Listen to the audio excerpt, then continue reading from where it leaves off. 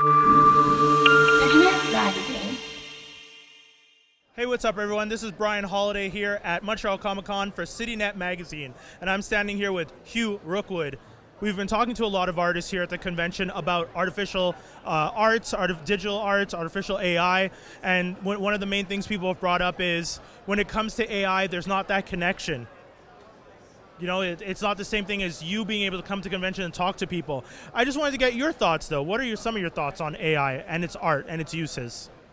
Well, like any new technology, there's the potential, there's good and there's bad, right? There's potential for good and there's potential for evil. And you have to, and I know it sounds very almost superhero-ish with that good and evil, but it's true. Like the way technology has gotten to the state that it is, we can mask somebody's voice over something else. You can change people's features to make it seem like they mean one thing when it really wasn't that the way. Like it gets into some very scary stuff. I think what really upsets a lot of people with AIS in the art community is that there's a certain amount of work that we had to develop to get to the level that we're at. There's a certain grind, there's a certain understanding of the fundamentals, the foundations of things that you had to do to get to where you are. Right.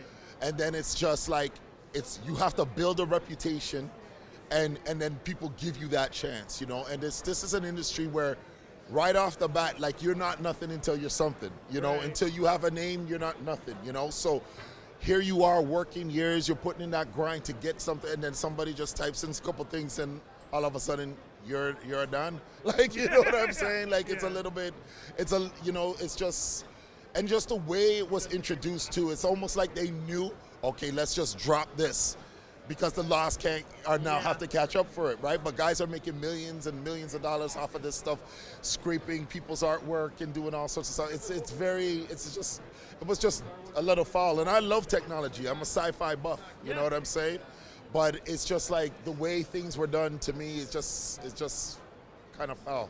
You know what I'm saying? So I was going to say, one of the main things that you brought up, comic conventions are a space where we are big nerds, we are big geeks, we love the sci-fi, we love the technology, we talk about the technology, and then to see what feels like the people who don't have the best interests of the fans having a control over something like that, it gets concerning. Yeah, well,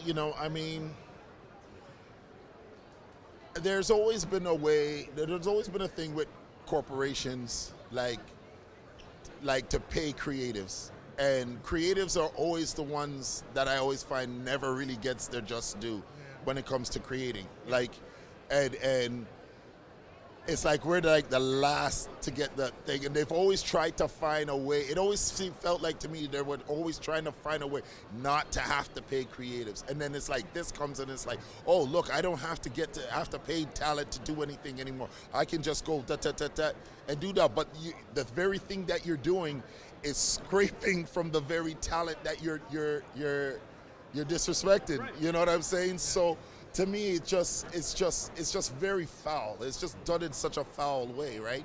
But technology is here, and I hope that the laws can catch up and protect people. Talent is there. I hope everybody who respects talent and respects creatives and people like this, always remember what goes into this and always appreciate, the phenomenal things that people are able to come up and create with. I've been doing this for many years, and it never ceases to amaze me every time when I come and I see something new every year. Been doing this over 25 years plus, and it's like still, you can still see somebody's take on something that you go, dang, that's amazing. Yeah. Like, what made them do their line work like that? What made them push that angle that way? It's just like, it's just different, so. What would you say to a young person who's starting out in the industry right now with a world where AI is playing at the same pace as them, side by side, having to create with AI up against them? Man, that's I'll be honest with you, that's a very hard one for me to say. I've seen people coming up disheartened, going, well, why should I have to do this and that and put all this years to this and that when somebody can go type and you know, there they are. You know, it's a hard one. I don't really have an answer for that. I'll be honest with you. It's a very hard one. Like, I don't know what to tell youngsters coming up.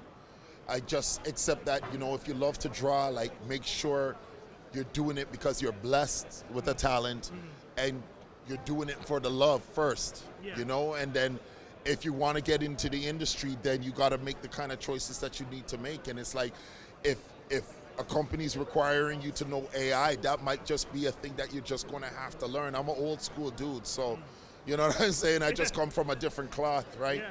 But I don't know. Like, it's just. No, I don't know. You know. No, I get it. I want to thank you so much for taking the time to talk with us.